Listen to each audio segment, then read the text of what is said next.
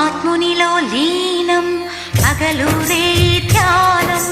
పరమాత్మునిలో లీనం